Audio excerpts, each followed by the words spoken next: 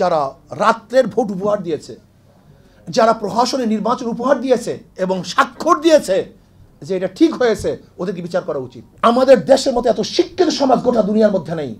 আজকে দেখবেন একটা ছেলে যদি কোনো প্ল্যান বানায়, তাকে আমরা জেলের মধ্যে ঢুকাইয়া রাখি, তার ব্রেনের গুরুত্ব দেই না। অথচ যদি বিদেশ হতো, আমাদের হাজারো ছেলেরা আমরা দেখছি এইটা বানায় সেইটা বানায়, যখনই বানাতে যায় তখন তাকে কি করি, এই জঙ্গি, জেলে ঢুকাইয়া রাখি, তার ব্রেনের গুরুত্ব দেই না। বাংলাদেশের মধ্যে এত ব্রেনি লোক গোটা দুনিয়ার মধ্যে নেই। ক্যামব্রিজ, অক্সফোর্ডে আপনি দেখবেন, এমনকি হার্ভার্ডের মধ্যে ভালো রেজাল্ট করে বাংলাদেশের ছাত্ররা, সবচেয়ে ভালো রেজাল্ট করে। এই ব্রেনকে মূল্যায়ন করি না, এদেরকে গুরুত্ব দেই না, এদের নিয়ে ভাবি না।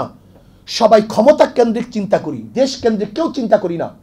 আসুন আমরা সম্মিলিতভাবে নীতি আদর্শ ভ্রষ্ট যারা বিগত দিনে চুরি করেছে, ডাকাতি করেছে, দেশকে লুটপাট করেছে, ওদেরকে প্রতিহত করি। আমি চাই না কোনো আওয়ামী লীগ করার কারণে কাউকে জ্বালিয়ে দেওয়া হোক, কারোর অফিসকে ভেঙ্গে চুরে তছনছ করা হোক, আওয়ামী লীগ করার কারণে তার মিল ইন্ডাস্ট্রিজকে জ্বালিয়ে দেওয়া হোক। এইটা আমি চাই না। আমি চাই যে অন্যায় করছে তার বিচার হোক, কিন্তু যে অন্যায় করে না, সে যে দলের হোক না কেন, সে আমার শত্রু হোক না কেন, তার বিচার করা যাবে না, তার উপর জুলুম করা যাবে না। এই জুলুম মুক্ত এক দেশ আমরা করতে চাই, প্রত্যেকের অধিকারকে প্রতিষ্ঠিত করতে চাই। আমরা এখন জুলুম করতেছি, হাজারো মামলা হচ্ছে, নিরাপদ মানুষের বিরুদ্ধে মামলা হচ্ছে। তাই সে আওয়ামী লীগ করুক, সে নিরাপরাধ, সে ভালো, তার নামে মামলা দেবো কেন? তাহলে আপনিও যখন ক্ষমতা পরিবর্তন হবে, তা আপনার নামে তো মামলা দিবে। এই সংস্কৃতি চলবে কেন? আমরা চাই প্রাইম মিনিস্টার রাস্তায় হাঁটবে, কেউ কাউকে বলবে না। বিশ্বাস করেন, যখন সেফটি আইন করছে শেখ পরিবারের জন্য, তখন আমি বলছি এদেশের জনগণ অসেফটি, তারা নিরাপদ না। যদি তারা নিরাপদ হতো, তাহলে শেখ পরিবারের জন্য সেফটি আইন করার প্রয়োজন হইতো না। এই সেফটি আইনটি আর দেখতে চাই না। আমরা চাই না কোনো মন্ত্রী যাবে, কোনো প্রাইম মিনিস্টার যাবে, তাদের জন্য রাস্তা এক সেকেন্ডের জন্য বন্ধ দেখতে চাই না।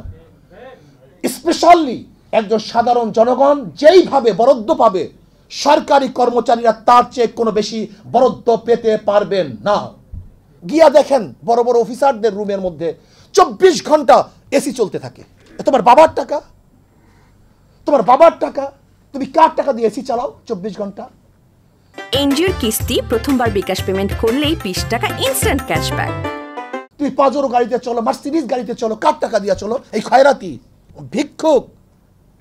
আজকে হাজারো ভিক্ষুক মানুষ, বিধবা, মিসকিন, এতিম, তাদের টাকা দিয়ে তুমি গাড়ি বাড়ি, এসি, অমুক তমুক, তোমার নিজের টাকা দিয়ে হেলিকপ্টার কিনো, তুমি প্ল্যান করো তোমার টাকা দিয়ে, এটা তোমার ব্যক্তিগত টাকা।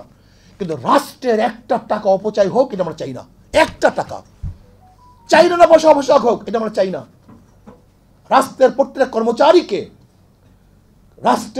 কর্মচারীকে দেশের অবস্থার আলোকে বাজেট করতে হবে দেশের আলোকে। আজকে আপনি নির্বাচন করতে যাবেন, যার টাকা নেই তাকে কেউ ভোট দেবে না। সব সংস্কৃতি পরিবর্তন হয়ে গেছে।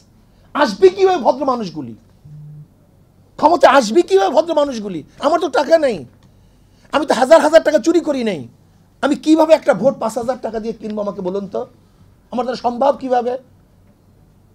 আজকে যারা লুটপাট করেছে, এদেরকে ভোট থেকে চিরজীবনের জন্য বয়কট করতে হবে। এরা ভোটে আসতে পারবে না। যাদের দ্বারা চুরি প্রমাণিত হয়েছে, অবৈধ সম্পদ প্রমাণিত হয়েছে, এই দল এবং এই ব্যক্তি কোনো অবস্থাতেই নির্বাচন অংশগ্রহণ করতে পারবে না।